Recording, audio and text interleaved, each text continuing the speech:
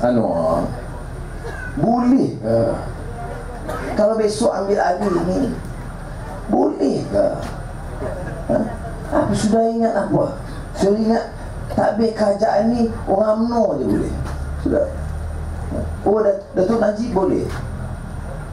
Saya tak boleh. Sudah. Datuk Najib Menteri Kewangan berapa tahun? 4 tahun. Dia jadi Menteri Kewangan dalam 4 tahun. Berapa banyak hutang tambah? 400 bilion ringgit. Sekarang hutang negara 540,000 juta ringgit. Anwar Menteri Kewangan berapa tahun? 8 tahun.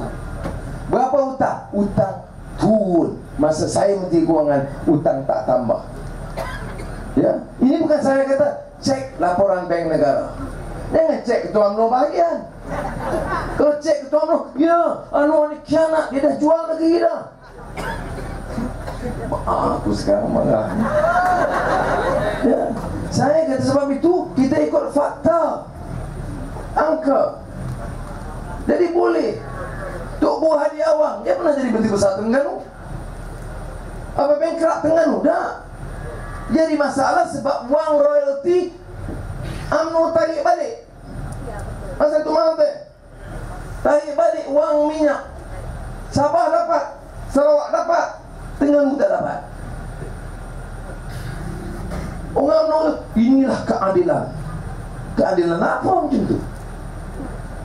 Apa langkah pertama yang Ustaz Hadi buat masa dia jadi Menteri Besar? Dia batalkan tol di Kuala Terengganu.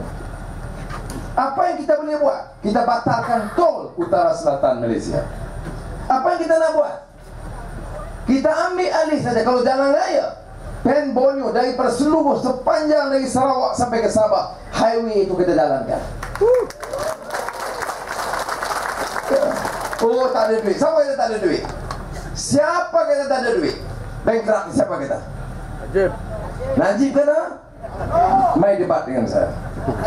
Saya nak bagi tahu, nak ajar dia macam mana ekonomi kira. Mai debat. Oh, pergi ke TV3. Ya, akan bankrupt. Kamu cakap sorang-sorang boleh lah. Cuba bahas tengok. Mengapa saya kata tak bankrupt? Hasil minyak 1 tahun. Apa makna hasil? Hasil ni maknanya yang kerajaan kutip, yang sampai kepada kerajaan. Katalah kita masuk Putrajaya, duduk saja di pejabat, 80,000 juta ringgit. Itu wang minyak. Hasil, itu maknanya. Kelapa sawit, berapa hasil 1 tahun? Seluruh Malaysia sampai ke Menteri Kewangan, Kementerian Negara, 70,000 juta ringgit. Campur dua ni 150 bilion ringgit. Berapa nak buat highway? 6 bilion. Okey, boleh buat. Berapa nak buat? Nak batalkan hutang PTPTN.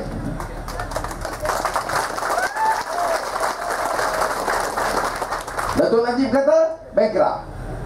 Kita kira 1 tahun batal PTPTN 6 bilion.